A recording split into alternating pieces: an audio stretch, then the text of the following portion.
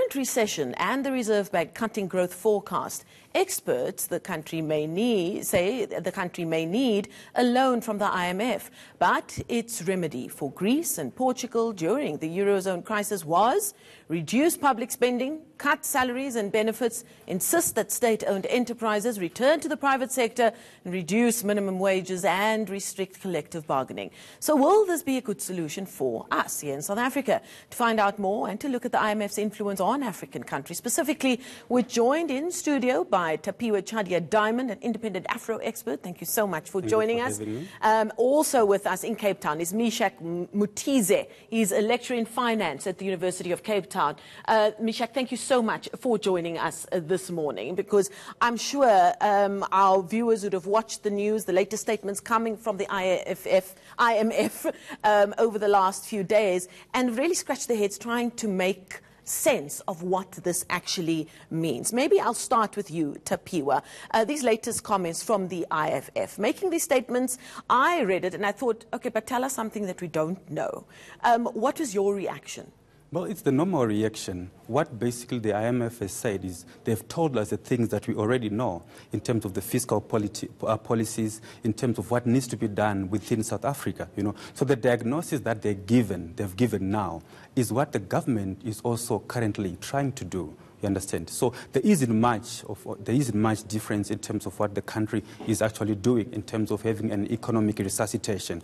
But of course, we are cognizant of the fact that IMF has got a deep interest in South Africa. But South Africa is part and parcel of the BRICS, which is in direct conflict, which comes in as an alternative to the IMF, you understand? So, and also to understand, what is important to understand is that the policies, for example, the economic structure adjustment programs that the IMF gives to all the countries, whether in Africa or anywhere in the world, they have not worked.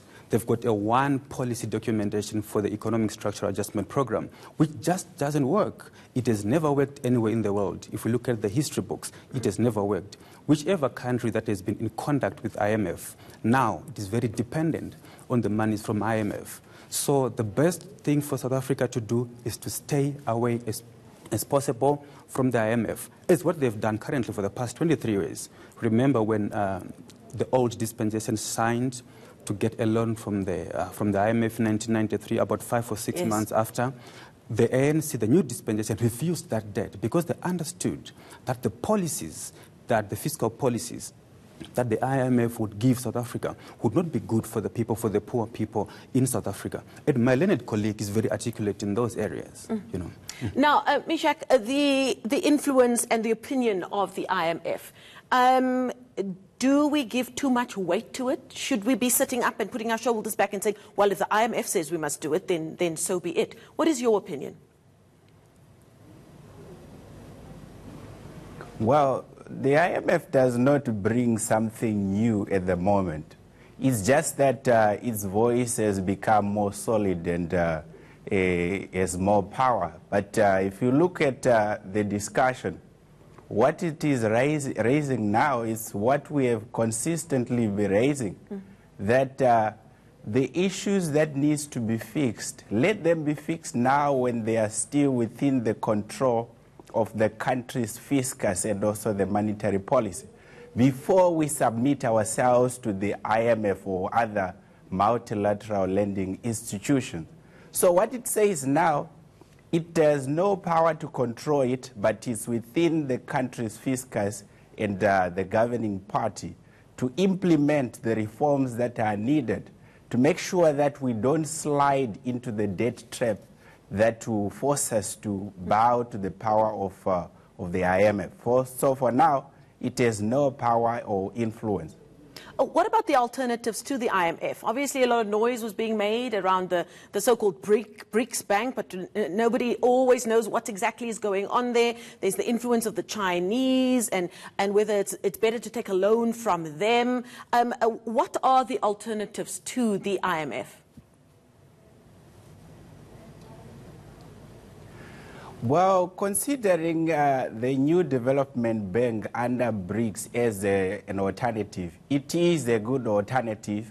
But remember, there are also issues that it has not yet been fully capitalized to support the structural deficits in these countries. But as for now, I've always reiterated that the problem that we have in South Africa is not purely financial in nature. It is structural, that if it's fixed now, we can avoid seeking support from outside. So the new development bank, of course, it could be a good alternative to consider rather than the IMF. But looking at the interlinks that we have also between the new development bank and the IMF, it could be of the same nature. Tapiwa, your opinion, is that a workable alternative to the views always expressed and the pressure being put out there by the IMF? I've always believed in having African solutions for Africans.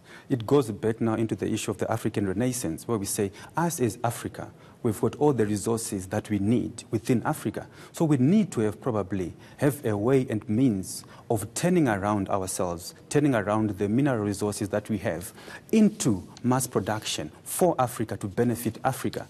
Because what the problem now in Africa is that we've got a lot of imports from the products that come from the raw materials that we have, and it puts us in the back seat, right? So this now, with the IMF saying all the issues that they've raised thus far, is problems, like what my learned colleague is saying, is problems and issues that are currently being resolved by Africa.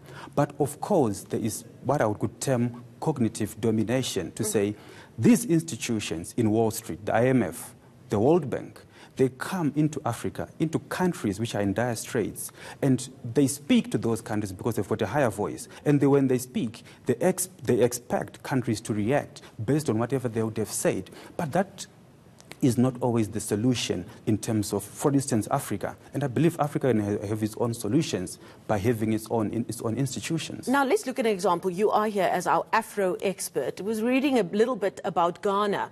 Earlier in the month, they said that they've been chipping away at the bailout that they received a few years ago from the IMF, and that they'll very soon be rid of it, and thank the IMF for their support and that kind of thing. The IMF would point to Ghana and say, you see, here's an example of a country that took our help and took our advice, and look where they're standing right. What can you tell us about the situation in Ghana in comparison? Okay, the situation in Ghana is a little bit different. We have seen that Ghana has refused more debt, right? And they have been, of course, trying to get out of it, but they're not completely out of it. As an example, probably I would pose to you to say, whatever debt that IMF gives to any country in the world, they say that debt cannot be used for investment. Let's say, for instance, for infrastructural development. That debt cannot be used for education purposes. That same debt cannot be used for anything in the country. So they tailor-make you to do certain policies that will make you go in deeper debt. So that has never been a solution. And I believe it's high time that Africa shuns away from the IMF because they become more dependent. If you look at what's happening in Malawi right now, they've been given more debt. If you look at what is happening in Zimbabwe, Zimbabwe is in dire straits in terms of the political crisis and the economic crisis that it has. It's because of those debts. They've got policies which can turn around the situations, but because of that, it's not easy for them to come out. Mozambique is in the same situation. We have Angola. We also have got Eritrea in the same pool where IMF says we are here to assist, but there's no track record of even one single country that has managed to do properly. Now, Misheck, President Cyril Ramaphosa and the team that he's built around him, he's got this specific hub or team of economics and business experts that he's put together, and they've put these investment summits together and all of that. They would have read this report from the IMF and just said, can you just give us some time? Because the things like promotion of competition in all sectors in the economy, addressing governance issues and improving business models of the SOEs, they would say that this is all that they've been chipping away at over the last few months. But I suppose with the IMF speaking out about it, it seems that things are not changing fast enough. Then you've got the IMF also weighing in on a more political issue, saying that laws that allow for expropriation of land without compensation should be carefully considered and be guided, quote, by lessons of international experience. Those around the new president and trying to get the country's economic going again, would probably say to the IMF, stay in your lane. But do you think that things should be changing faster, and how is that possible? It's very possible, would say it's very possible because it's within their power. But if you look at it, we can say the IMF should stay within their lane. But look, what they are saying is a real problem. Yes, we've got good plans, good stimulus packages, and we have come up with those plans so many times. But what lacks in the plans is the execution and the implementation, because it's either there is lack of willingness and lack of support and inconsistencies in the voices within the governing party, obviously for political reasons. But although they are a bit skeptical to implement this because of obvious the social pressure that comes with it and the pain that will be exerted on the population. And for the obvious political reasons, they are approaching the situation, which is a bit delicate here, with caution. But in the end, I've always said that even if you avoid to act now, you are only compounding the problem to be much bigger in the future. And you are only delaying the inevitable, because in the end, you find that the privatization that is being shunned now, it will happen, but at some point which might be too late, because they might not have so much power to influence the system in the end. Well, we're going to have to leave it there for now. Obviously, a topic that we could speak about for hours. Gentlemen, I thank you both for your time. Tapiwa Chadya Diamond, an independent Afro expert with us here in the studio, as well as UCT lecturer in finance, Misheck Mutize, joining us from our Cape Town studios.